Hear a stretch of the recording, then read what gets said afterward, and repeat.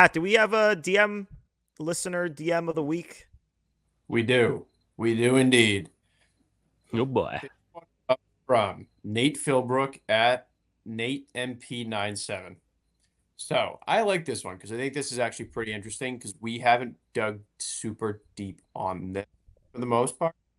Who other than Crochet do you seem as reasonably available impact arm?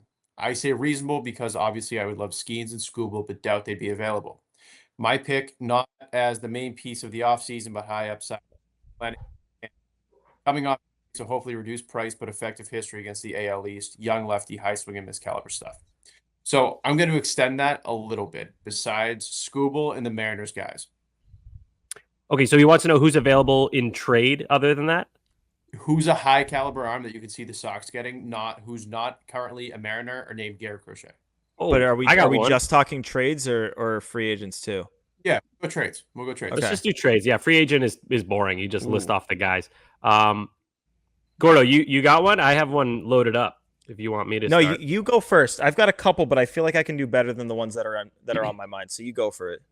Okay, first guy that comes to mind for me, and I haven't heard much about this guy, is Sonny Gray. He's currently with the St. Louis Cardinals. Had a really, really impressive 2024. Pitched 166.1 innings, 203 strikeouts with a 3.84 ERA. And I believe St. Louis had some pretty weak defense. So his FIP, 3.12.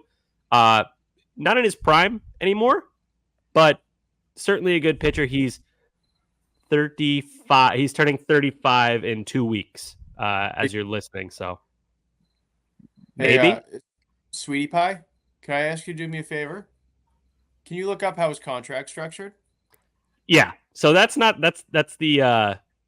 not so good part. And do me another favor too before you get there. Is can you tell me how he fared the last time he pitched in the AL East? Yeah. So 2 concerns. While he did have a good 2024, here's the contract that Pat was alluding to, and trust me, I have this ready to go because here's the workaround that they'd have to figure out. He's making $25 million in 2025, and then 35 million in 2026. That's his age 36 season. So Cardinals, if they're willing to eat some of that or a lot of it, most of it, maybe the Red Sox give them something decent in return, but pretty unlikely. That said, I don't think it's anything crazy to think about. It would definitely have to have some money moving around, but Sonny Gray, veteran option, I could see it, but definitely not my first guess or my first choice. Gordo? Wait, real quick. I don't like the idea of the gymnastics it would take to acquire somebody like a Sonny Gray. I just don't think the Red Sox should be aiming to get someone in that stage of their career. Like the guy, I've got my guy, and he's like, I think if the Red Sox are going to trade for a pitcher, it's either got to be someone with multiple years left that they are going to try to extend, or it's got to be someone with a shit ton of control. I don't like the idea of the Sox getting someone in their mid-30s because it's like you're kind of hoping you can squeeze 1 or 2 more years out of him. Like, I want a guy who's going to grow with the next wave of guys that we have coming up here in Boston. And that's why my guy here, and we got these questions cold, so like it's not like we have this prepared. But I think Jared Jones in Pittsburgh is an interesting guy because we already know, first off, you can look at previous trade history between the Craig Breslow Red Sox and the Pirates with the Quinn Priester deal. The Pirates are really good at developing pitching. They've got more coming. Bubba Chandler, one of the top. He might be the top. No, he's not the top because Jackson Joe, but he's one of the top pitching prospects in baseball. He's coming up. So they've got even more pitching coming, obviously, to go with Paul Skeens there. Jared Jones, if you watch that guy throw, he looks like I'm trying to think, I don't want to compare him to what Tarek Skubal looked like before he became this version of Skubal that we know. But, he screams a guy that's about to, because his strikeout shit is insane. And he's got 5 years of control left on that deal on a team that develops pitching and has shown that they are down to trade pitching for hitting, which is where the Red Sox obviously are, is trying to trade offense for pitching.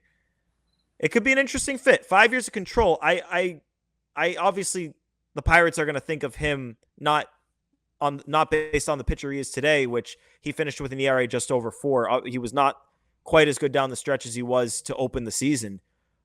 It might be a scenario where they want to get Jarren Duran for him, and at that point, I'd be a little bit uncomfortable with it.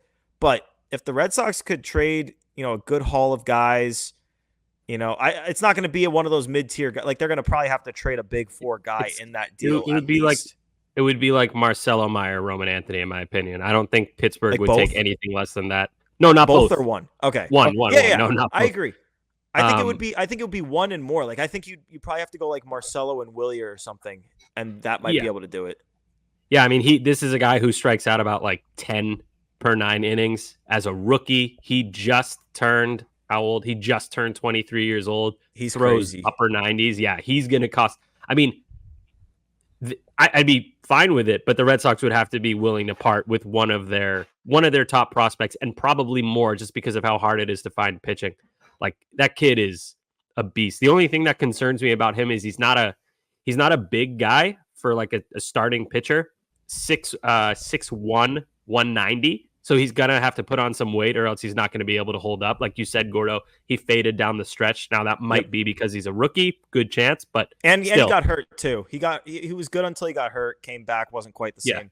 But that's what I'm saying is, like, guys who are slight like that. You don't want to be built like me if you're a starting pitcher in Major League Baseball. You want to be built like Pat. You want to be Pat Brown. Yeah, you don't want to look. I look like a second baseman. Pat looks like a closer or a starting pitcher, something like that. But anyway. Love the idea of Jared Jones, but that is going to cost a pretty penny. All right, Pat, before we get to enough said, you got one? You got an answer to this question? I do indeed. And I think it's a guy who's loosely been, I wouldn't even call him trade rumors, but a name that people say like, oh, maybe they move him. If there's one team in baseball who should move anybody and everybody to build a competent farm system and team, it is the Miami Marlins. I think Sandy Alcantara is a really interesting candidate. He's only, this for 2025 will be his 29-year-old season. He's under contract through 25-26 with a club option for 21, which anyone would pick up. Anyone's picking up $21 million for Sandy Alcantara. So essentially 3 years of Sandy. 17.3, 17.3, 21. So that's what, 3 years at 54? 55. 55. 3 years at $55 million, which is literally prorated, cheaper than we just got Lucas Giolito for. So that end of it, very interesting.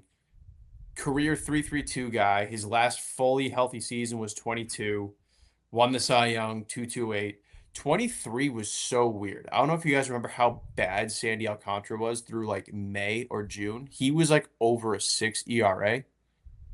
Going into Tommy John, like he was not even remotely healthy. 23, he still got that down to a 4.14. That's a guy who is a veteran, has a Cy Young to his name.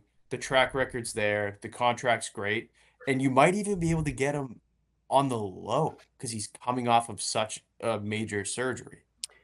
So Pat, this is kind of a lame non-answer, but first off, I would love to see Sandy Alcantara on the Red Sox. We also have to figure out, is it Alcantara or Alcantara? Because I have no clue.